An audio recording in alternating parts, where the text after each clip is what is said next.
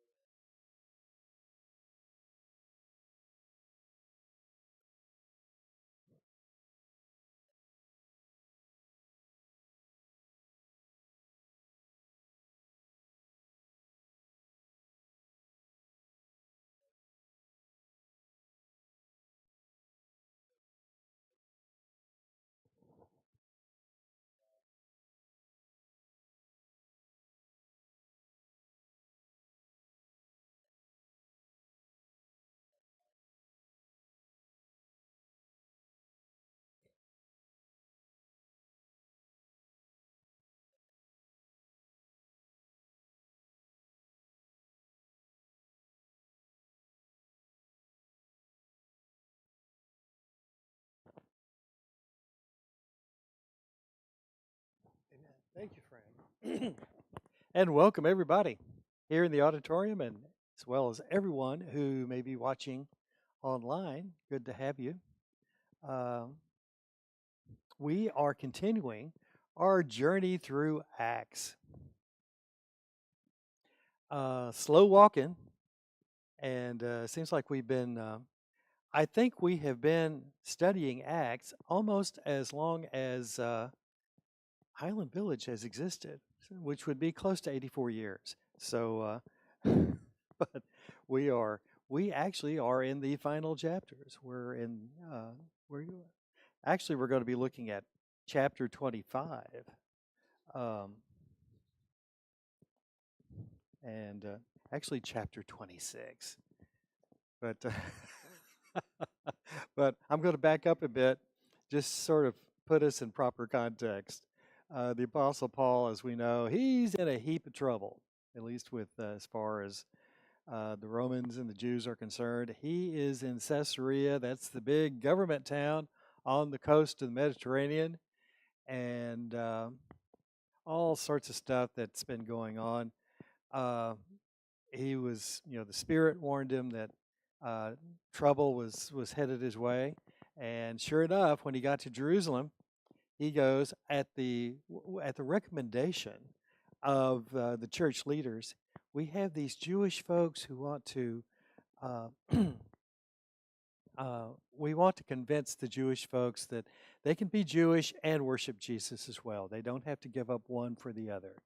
So tell you what, Paul, we've got these members who want to go or need to go to the temple and complete a vow, pay their dues, and so forth. And if you'll go and do that, maybe even pay their way, this will kind of help smooth things over with those contingents of the Jewish believers who feel like you've been preaching that you have to give up your Jewish ways. If they see you doing it, that will solve the problem. So Paul agrees, and before you know it, he is set upon by some longtime enemies who see him at the temple. And while they were killing him, I just love the way Luke casually tosses that into the description. While they were in the process of killing Paul, the Roman officials came up and rescued him. And one thing has led to another. Paul has been transferred by the authorities from Jerusalem to Caesarea. Jerusalem, of course, the religious capital of the Jewish world, but Caesarea, that is the major provincial capital of the Roman Empire. That's the one that oversees the region, including Jerusalem and Judea. So they are in Caesarea. Jews still want to kill him, and in order to prevent that from happening, Paul appeals to Caesar. That is in those days, that's the equivalent of appealing your case to the Supreme Court if you don't like the way things are going. the the Roman officials grant that, and the guy who's in charge of the region, a guy named Festus, is waiting for that time, basically making arrangements or waiting for a ship to come in that's going to Rome. Da, da, da. Paul, you just hang loose, and when the transport comes in, we'll put you on. In the meantime, Festus receives highfalutin company. A guy named King Agrippa and his alleged wife, probably more like a consort. Actually, it's also his sister, Bernice. They're coming to pay their respects because Festus is the new guy in town, the new governor in charge of the region.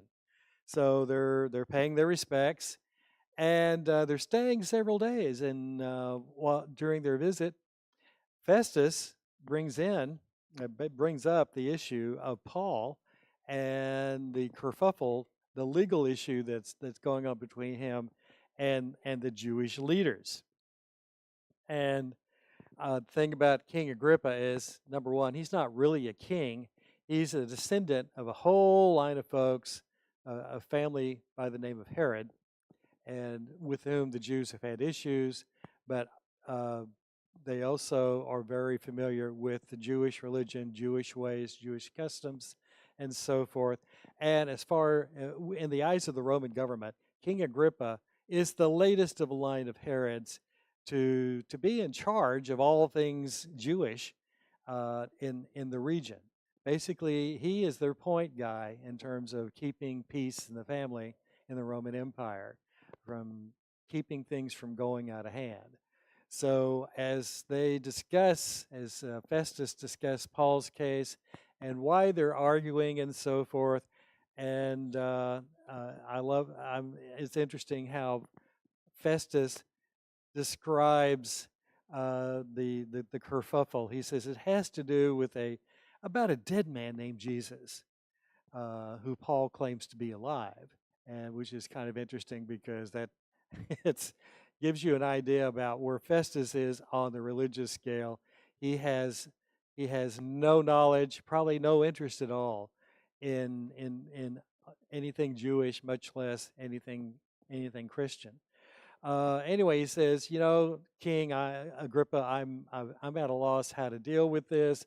I'm trying to figure out what to say to the emperor because that's where I have to send Paul at this point. And so we're just waiting for the right moment to send him on to Rome. And Agrippa says, apparently just in a moment of inspiration, I would like to hear this man myself. And Festus says, good idea. Okay, tomorrow you'll hear him. And so he sets it up, and it is this big, highfalutin coronation, almost like a coronation. I mean, anybody who was with anybody attended this little tete-a-tete, and it was interesting. And Amy pointed out, and I really appreciate the comment that you know all of the Roman culture, everybody who was anybody was there, all dressed up, looking nice. And of course, here's Paul, probably the worst dressed man in town, and he's in chains as well. And of course, in human eyes, and correct me I didn't get this right, Amy, but basically, in human eyes, Paul looked pretty run down, but in God's eyes, he was probably the best dressed man in town, spiritually speaking. It's very interesting. I've that's kind of stuck in my head because I went back and I had tripped over one of these little details that kind of sets things in place. If you look at chapter 25, verse 22, and Luke describes the ceremony as people coming with great pomp as they enter the audience room. And the word that is translated here, great pomp, from the Greek, is fantasias, which is where we get our word fantasy. Fantasy as opposed to reality. Gives you an idea about setting things straight. It kind of underlines what we were discussing last week, that in the eyes of God, here's the reality. You can dress yourself up all you want, but at the end of the day, do you really believe me and believe what my disciples are telling you? But anyway, big pomp and circumstance. The audience room is filled. Uh, Festus, Agrippa, and Bernice come in. They sit on this little stage, kind of like an auditorium, and where they look down at the audience, they look down at anyone who presumes to speak to them.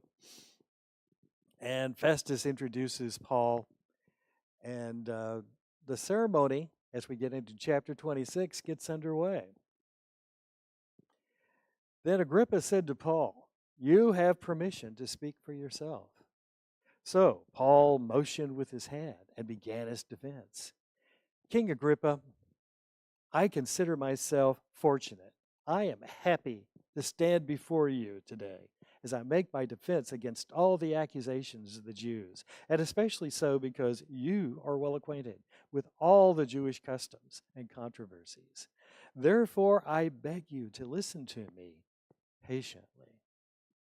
So Paul is addressing the room in general, but yeah, as we see, he's going to be focusing in particular on King Agrippa, the guy in the middle of the auditorium, of the stage, who has, up to this point and for much of this point, is going to be kind of listening offhandedly, kind of passive interest, as Paul continues. Verse 4. "The Jewish people all know the way I've lived ever since I was a child, from the beginning of my life in my own country and also in Jerusalem. They have known me for a long time and can testify, if they're willing, that I conformed to the strictest sect of our religion, living as a Pharisee. And now it is because of my hope in what God has promised our ancestors that I am on trial today. This is the promise our 12 tribes, that is, all Israel, are hoping to see fulfilled as they earnestly serve God day and night. King Agrippa, it's because of this hope that these Jews are accusing me. Why should any of you consider it incredible that God raises the dead?" So Paul's laying the groundwork, and his basic argument here is, I have not gone off the deep end religiously or spiritually. I'm not preaching some oddball argument that has never been heard of before. In fact, if anyone who's the least familiar with the scriptures that any righteous and good Jew has been brought up with, has been taught, they know that there have been certain promises that God has made, that have been made for centuries, and that are finally at this point in our time have come true. Let me explain, as Paul continues. And here we have at least the third account of Paul's conversion in the book of Acts. And if you've been with us as we've gone through chapters 9 and chapters 22, some of this is going to sound a little bit familiar, but it's here for a purpose, as Paul makes clear. So, Paul has laid the groundwork. Anything that I'm preaching, anything I've been advocating, is actually an outcome of what we have been taught and what we've been led to believe. And I was brought up not as some kind of Monday morning quarterback on religious matters. I was a righteous Jew. I was the most righteous of righteous Jews. I was a Pharisee. Hey, I could, the Pharisees have 613 rules. I could rattle them off to you in one breath. I was that good. Verse 9, I'm sorry. I too was convinced that I ought to do all that was possible to oppose the name of Jesus of Nazareth. Yeah, I was really into what the mainstream Jewish religious officials thought and taught and advocated and opposed. I bought into it 100%, maybe even 110. I was that radical. And that is just what I did in Jerusalem, Paul continues. On the authority of the chief priest, I put many of the Lord's people in prison. And when they were put to death, I cast my vote against them. Cast his vote. Probably Paul very well may have done this as a member of the Sanhedrin. And he was very, very much. He was to the point where you could consider him a radical member of that stream of thought. Many a time I went from one synagogue to another to have them punished, and I tried to compel them to blaspheme, and specifically here to renounce the name of Jesus. I was so obsessed with persecuting them that I even hunted them down in foreign cities. Interesting. The NIV that I'm reading from is translates the original Greek in a mild mannered way. You look at New King James. The New King James has Paul saying, "I was exceedingly enraged against these Christians. I persecuted them to the point of just being lividly mad, lividly angry." Paul is confessing here he had anger management issues.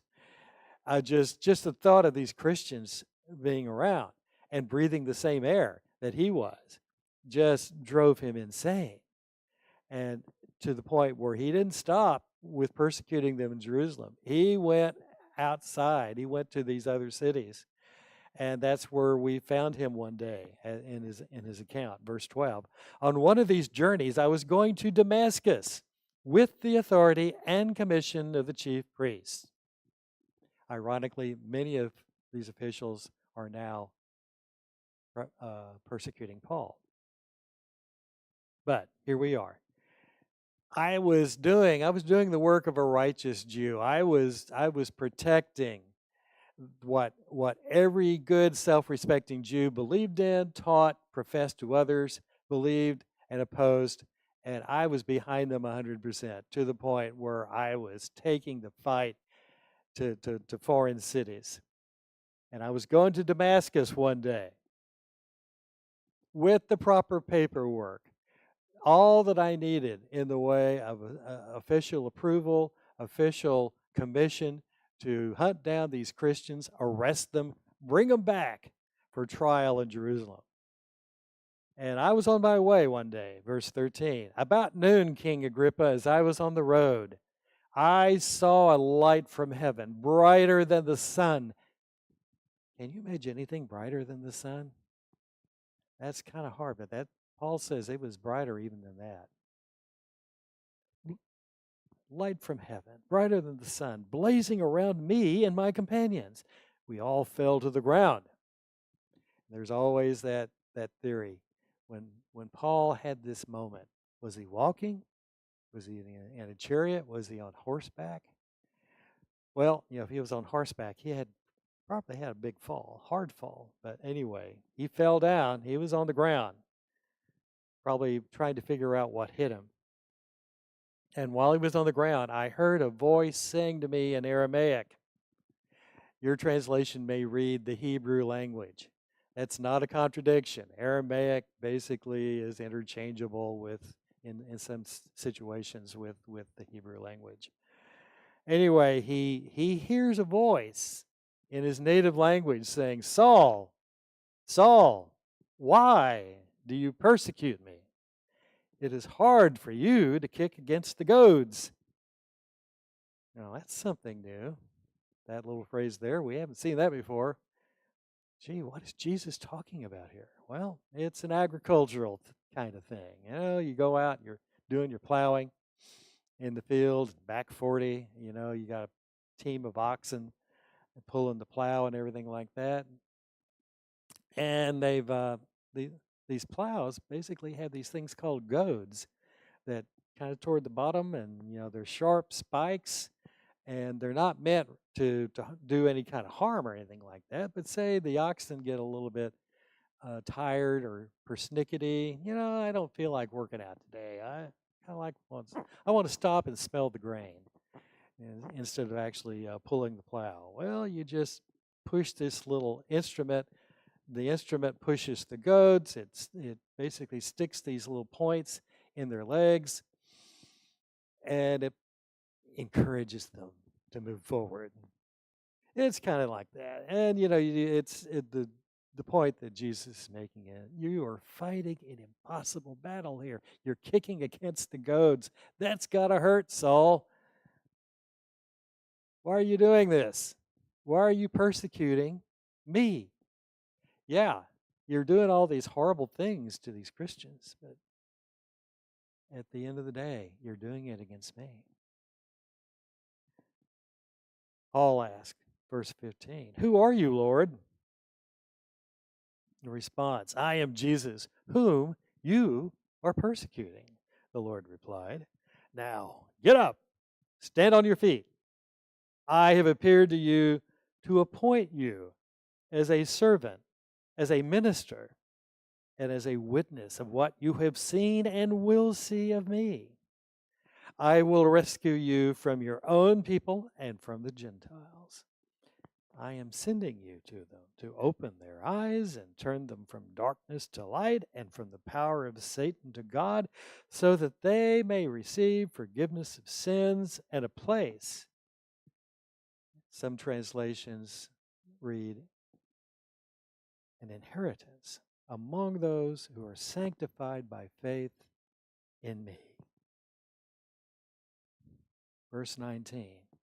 "So then, King Agrippa, I was not disobedient to the vision from heaven. First to those in Damascus, and then to those in Jerusalem and in all Judea, and then to the Gentiles." Remember, what was Paul's pattern wherever he went, wherever he preached? Who did he go to first? He went to the Jews, reasoned with them, spoke with them, maybe in some cases converted them, until he started getting the pushback. And then he said, "Okay, I'll go across the street, talk to the Gentiles," which is what he did. In all this, I preached that they should repent, turn to God, and demonstrate their repentance by their deeds. That is why some Jews seized me in the temple courts and tried to kill me. But God has helped me to this very day. So I stand here and testify to small and great alike. I am saying nothing beyond what the prophets and Moses said would happen, that the Messiah would suffer, and as the first to rise from the dead, would bring the message of light to his own people and to the Gentiles. And at this point, Festus interrupts Paul's defense. And some translations say that he did so with a loud voice, like, "Hold it right there," that kind of thing, What they do, what Luke quotes him as saying is, "You are out of your mind, Paul," he shouted. "Paul, you're a maniac." That's actually the exact translation of the original Greek. "Paul, you're crazy. You're a crazy man.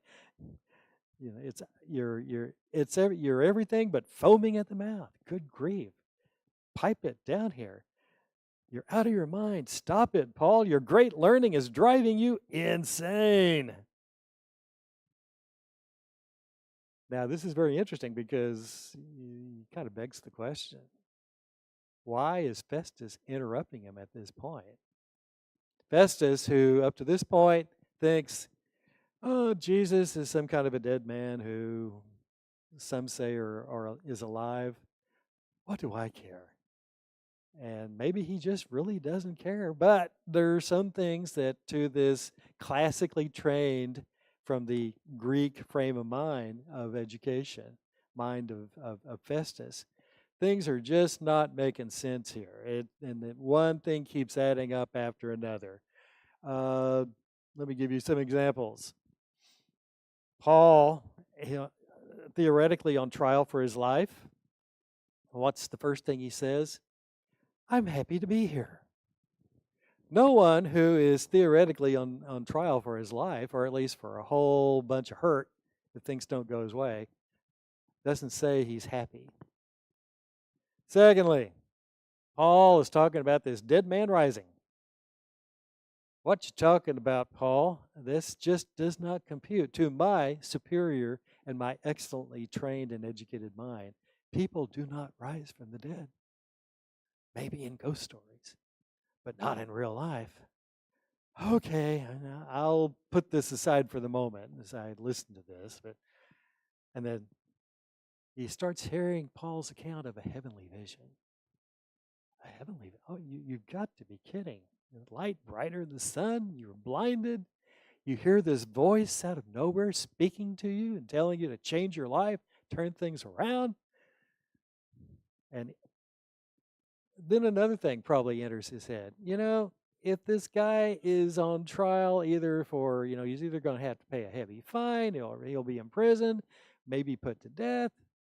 What's the first thing that most folks would be talking about here? What would they be focusing their comments on? They would be pleading their innocence, which Paul does, but he kind of drops it in for the greater opportunity of preaching Jesus to this very large and important crowd. Most other folks would be spending all their time about, hey, I can't possibly be guilty, and here's why. I can give you 99 reasons. Let's start with number 45, and on and on and on to the point of boredom. And then here is this, maybe it's the final thing, maybe the final statement that kind of sends Festus over the edge here. Paul's talking about hope and redemption. Not just for one group, not just for the preferred group, the Romans, not just for his own people, the Jews, but he's talking about hope and redemption for Jew and Gentile alike. Why can't we be friends? Hey, Jesus has made it possible. It is, don't tell me what society thinks or believes and says can never happen. That barrier can be torn down, is being torn down for those who believe. And maybe at that point, Festus says, enough is enough. Hey, Paul, stop it. You're just going off the rails here. And he says, when he tells Paul that you're insane, you're a crazy man, Paul. Well, Paul says, verse 25, I am not insane, most excellent Festus. I'm not mad. I'm as sane as you are, probably more so. What I'm saying is true and reasonable. The king, and here he redirects his argument to King Agrippa, and maybe Festus is also picking up on a little bit of maybe at this point, King Agrippa is moving from disinterest to patient listening to a little bit of discomfort. You know how people, they may not say anything, but you can kind of look at the body language and they start tensing up. Maybe Agrippa's kind of shifting a little uncomfortably in his seat. But Paul keeps honing the message in toward him. He says, look, the king is familiar. The king knows these things. I'm not telling Agrippa anything he doesn't already know or understand. And I can speak freely to him. I am convinced that none of this has escaped his notice because it wasn't done in a corner. None of this has been is some secret plot, something that has escaped everybody's notice except for maybe myself and two or three other individuals. All of this has occurred in broad daylight. King Agrippa, do you believe the prophets? I know you do. King Agrippa, the evidence is out before you in terms of what you've been taught, what all righteous Jews have been taught, and what has happened with regard to Jesus. Connect the dots, King. Make the logical conclusion. And maybe in his head, he is. Although, verse 28, you get this very weak comeback from King Agrippa. You can almost hear him.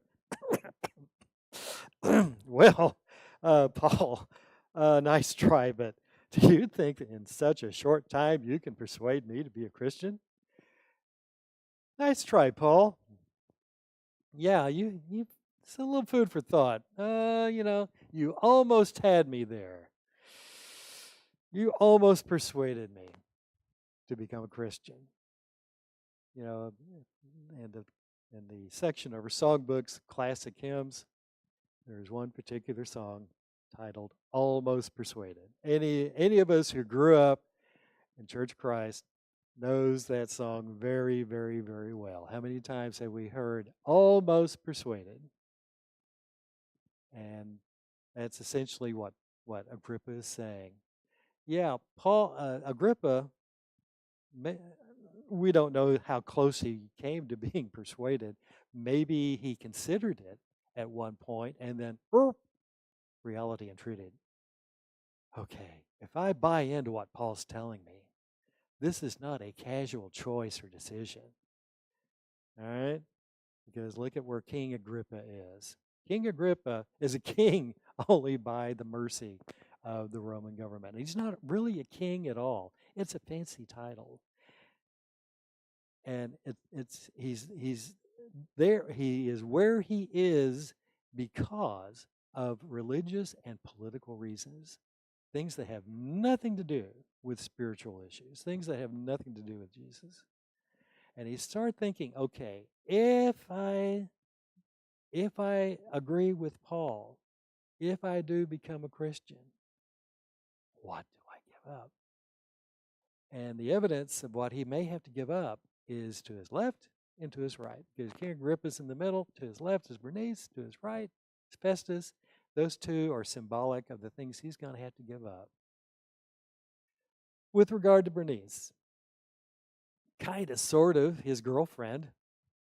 We're not sure that they were even married. She was more like a consort. Bernice is actually his sister. So this is kind of a sticky, unhealthy relationship. If he professes to become a Christian, that's one thing he's going to have to give up. He can't have that relationship any longer. Then looking over at Festus, who's part of the Roman government, he represents what Rome and serving in the Roman government is all about: power. Yeah, it's messy. It's even corrupt, but it is power. You have respect. People respect you. People maybe even fear you. They don't want to cross you. If he becomes a Christian, hey, even if Rome, there's the question of, will Rome accept his public conversion to Christianity? Likely not, because Rome is very much a pagan government. It's a paganistic culture. It's a paganistic society. And you can't, what we know about the situation is you can't be a Christian, you can't be a pagan at the same time. The two, it's like oil and water. They do not mix. They don't stir together very well. They keep separating. You can't, if you're one, you can't be one and the other at the same time. And even if Rome accepted that, there were so many things. There are other political and religious factors to think of. What would the impact be if the official representative to the Roman government, of all things and all people Jewish, announced his conversion to Christianity? What would the Jewish officials' response be? You really didn't have to think very long about that. Throw the bum out. We don't like him anymore. Execute him. Get rid of him. He would probably lose that standing as king of all things Jewish. So, those kind of thoughts go through your head.